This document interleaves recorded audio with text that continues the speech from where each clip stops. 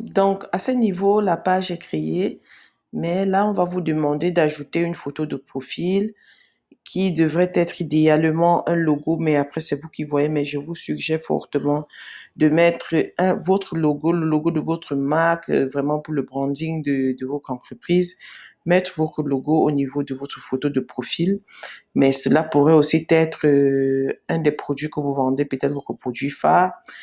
Et vous serez aussi invité à ajouter une photo de couverture qui, on appelle aussi souvent une bannière. Donc, la bannière comme... zut,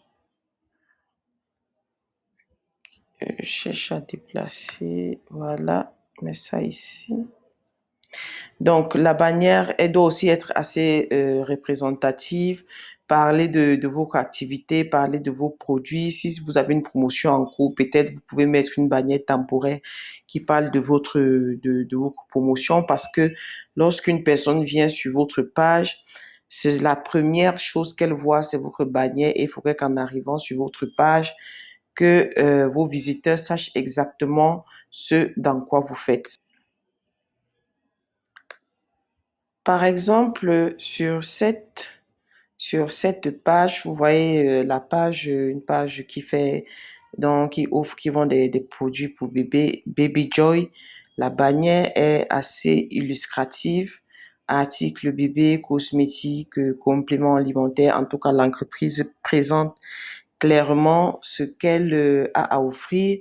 Et là, en photo de profil, nous avons le logo avec vraiment un visage tout mignon du bébé. Et voilà un peu l'exemple de ce qu'on pourrait appeler une page plutôt bien optimisée avec la boutique. Nous verrons comment est-ce qu'on va...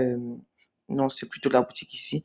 Comment est-ce qu'on va pouvoir intégrer la boutique à notre page. Donc déjà, jusqu'ici, ce qu'on a à faire, c'est créer une jolie bannière, mettre un logo en profil. Si vous ne pouvez pas le faire de vous-même, vous vous rapprochez d'un graphiste. Donc, voilà.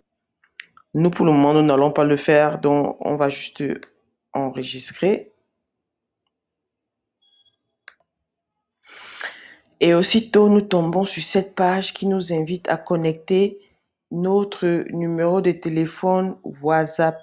Donc, ceci peut être intéressant de connecter plutôt son WhatsApp professionnel parce que cela va vous permettre de faire des publicités WhatsApp, donc des publicités qui incitent vos prospects à vous contacter directement sur WhatsApp. Donc, si vous n'avez pas encore de compte WhatsApp Business, je vous invite fortement à en créer un et entrer ce numéro-là ici afin que votre numéro WhatsApp soit relié directement à votre page Facebook.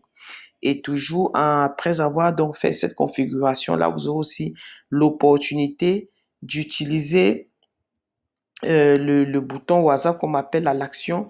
Ici, ça ne se voit pas bien parce que je suis administratrice de cette page. Ça affiche juste modifier WhatsApp. Mais si vous êtes visiteur, vous aurez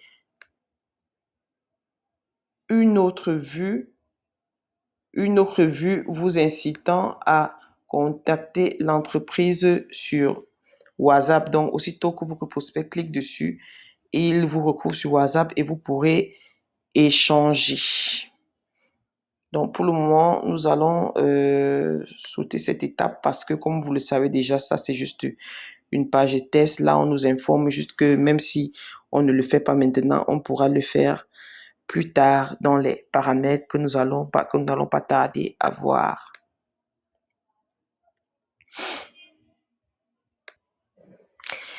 Donc, notre page est créée, mais elle ne ressemble pas vraiment à grand-chose car sans bannière ni photo de profil, mais vous pourrez le faire aisément. On vous a montré comment. La Facebook nous indique qu'on a encore plusieurs étapes à remplir afin de paramétrer notre page et qu'elle atteigne vraiment un niveau optimal pour la vente. Et c'est ce que nous n'allons pas tarder à faire.